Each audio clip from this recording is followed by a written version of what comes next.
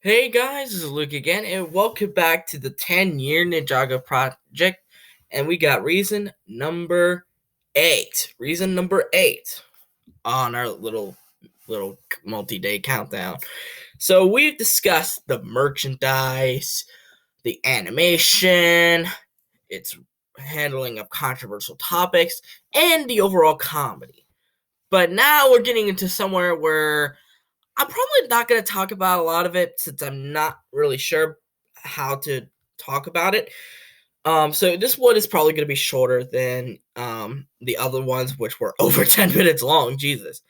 Um, then because I don't really have much knowledge on the topic, but it has to be acknowledged, and it is an underrated part of Ninjago because it never misses.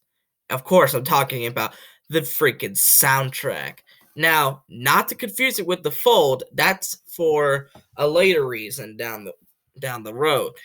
Um, the soundtrack is actually the music that you hear with during the show sometimes, um, made by two composers, J. Vincent and Michael Kramer. They both kind of share uh,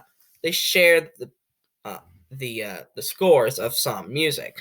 So they each create their own and they put them all into the Ninjago TV show. And there have been several famous legendary ones. Of course, we have, the Ninjago theme music. We have Built to Protect, aka Zing's death music. We had the final battle music, the Falcon Chase, the Time Twins soundtrack, um, Tornado of Recreation, Season 11 soundtracks are really good.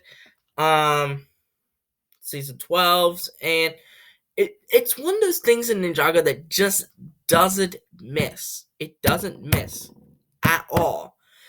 And I know it's difficult for me to talk about this because I pretty much have no knowledge on these. But believe this or not, I was actually going to make what I call a soundtrack tournament at one point, where I basically had the best of episode 1 of the pilots, best episode 2, and then all the seasons except for season 6, because that only had one soundtrack due to copyright reasons, the Nauticon suite. Um, and I was going to put them all into a little bit of a tournament bracket, sort of like March Madness. And I was going to put them all and see which one I prefer and which ones that move on to see which would be called the best Ninjago soundtrack of all time, in my own opinion, of course. But it never came to fruition since, again, I'm not really that interested in the soundtracks. And, well, I have next to no knowledge on these, so sorry if I have to shorten this video. But I will also say this before I end this very, very short video talking about the soundtracks. Um, it For March Neone, believe it or not, I think I might have actually talked about this in the video. That soundtrack for March Neone was actually nominated for a daytime Emmy. A daytime Emmy. That's huge.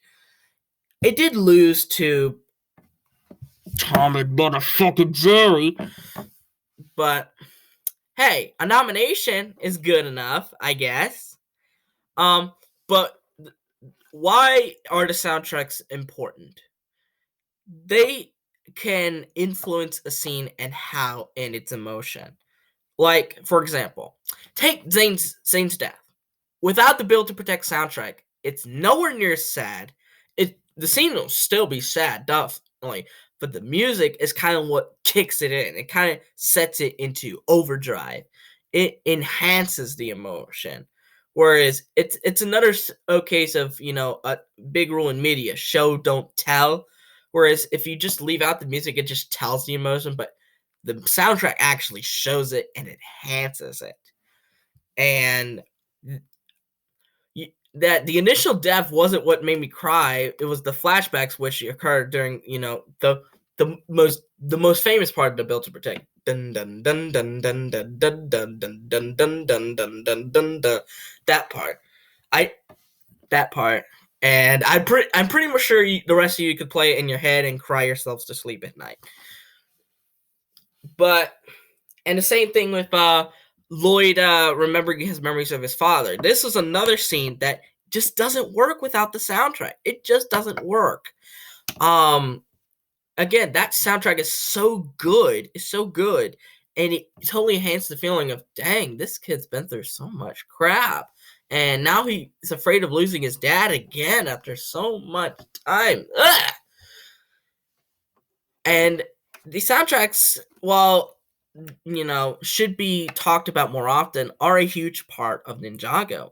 Maybe one of the lesser parts, as I only put it at number 8, but definitely one that should be talked about more often. But what do you guys think? How important do you think Ninjago soundtracks are? And do you agree with me in that they help enhance a scene's emotion, like happiness or sadness or anger or anything else? And what did you guys think when you got the news of Ninjago receiving a daytime Emmy because of the soundtrack? Let me know all of those thoughts in the comments down below. But anyways, I hope you guys like this video. Give it a thumbs up, subscribe to the channel by clicking on that red subscribe button, and click on the notification button to see every video that I will upload. What do you guys think number 7 will be? Please let me know that also in the comments below. But anyways, I'll see you guys in tomorrow for number 7. See ya.